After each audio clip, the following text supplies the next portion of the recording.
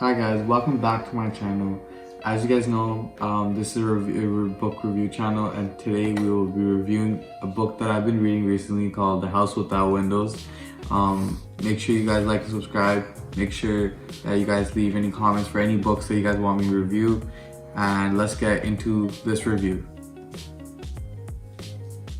I'm gonna give you guys a quick summary about this book. It's a book about a woman named Ziba who lives in an Afghan village with her family. She was convicted of a crime that she did not commit. This is where we end up learning about the other characters, basically the other people in her family, as well as Yusuf, which is her lawyer, who is from the United States of America. He ended up finding her case and decided that he wanted to represent her and give her a fair trial and the justice that she deserved. I really recommend this book for all readers because I feel as though I was able to connect to this book, and many of you guys probably will. Another reason is that this is a book that I probably would have never read because this is a completely different genre from the types of books I read. I read mostly fiction-based books, and this being a book that talks about a lot of real-life problems, things that happen in society, how people in a non-developed country, in a third-world country, face challenges on their daily basis. And being from a developed country like Canada, we don't really face these type of problems, which is why I was able to connect to it. Hearing about how they overcame these challenges was something that was really eye-opening. We only hear about these things in the news, and reading a book like this was something that was really educational. And I don't think that if I wasn't given this book in school, I would have ever read this book and would have ever gained the knowledge that I gained by just reading. And that is one of the biggest reasons why I recommend this book to any reader, because being a grade 10 student in a grade 11 English class, I think that you get to learn a lot by reading a book like this rather than reading a fictional book that talks about superheroes, sci-fi, other things like that. And you get to actually feel like you are part of the book. You're in that setting in Afghanistan with these characters, and you get to feel how they feel because the author did a great job by giving us detail into how these characters felt, what they're thinking, what they're going through, what's going on in their head, and exactly what might happen next. The author does a great job making us think and trying to help us connect with these characters. And most books, you can't really do that with a book that is talking about superheroes or werewolves, that type of stuff. So being a book that is actually relatable and actually somewhat based on a true story, like these type of things do happen in countries like Afghanistan. Women do go through this type of things, not exactly killing their husband, but many things like this happen where women don't get treated properly. Like how in this book you get to learn about the problem that most of the people that are going to be convicting her, the judges, are mostly men. That's not fair. That's not how in Canada we do things. If someone is convicted. So there's many quotations in this book that support my reason why we should read the book.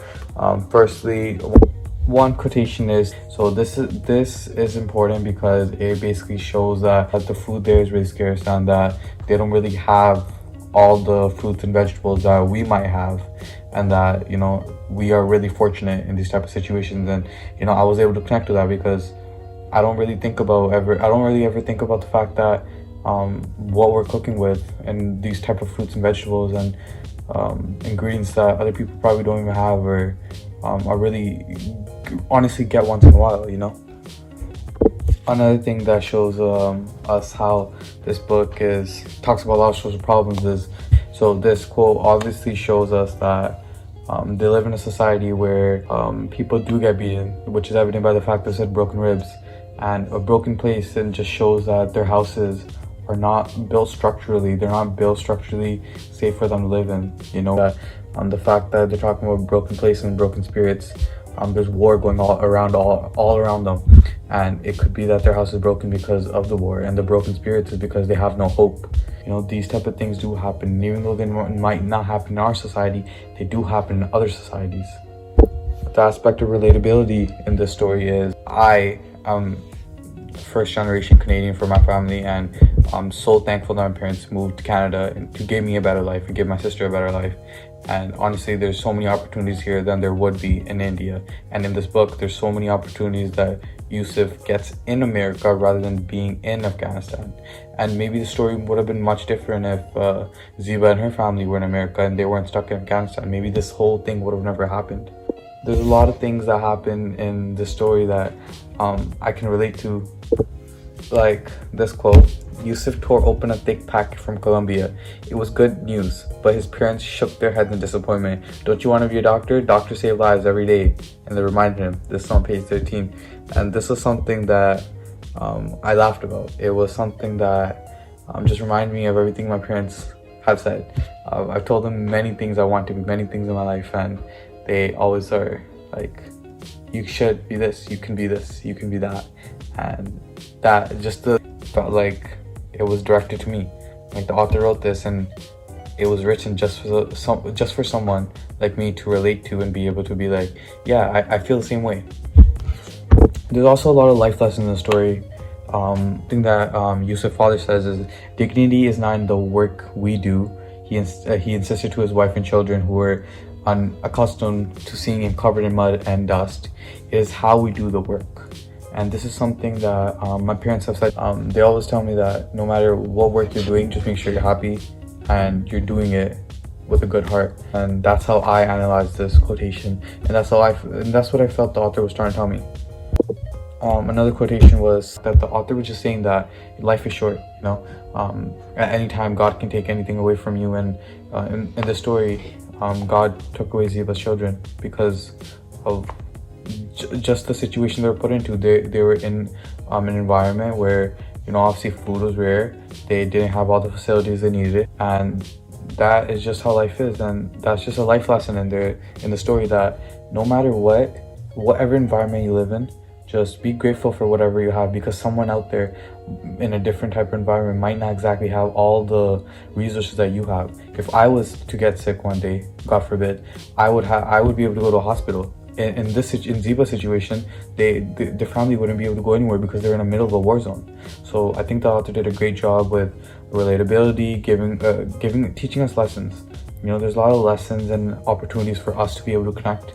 And there's a lot of passages and parts of the story where the author talks about, you know, real world problems, and I could sit here for hours and take each single quotation and analyze and tell you what I think the author is trying to say. These are some of the quotations that I felt that really related to me the most and were still in my head by the end of reading this book. You know, altogether, this is a great book, and I think you guys should read it, no matter what type of genre you're reading. If this is not something that, you know, obviously fits into your type of reading, you know, the genres that you read normally, try it out, you know.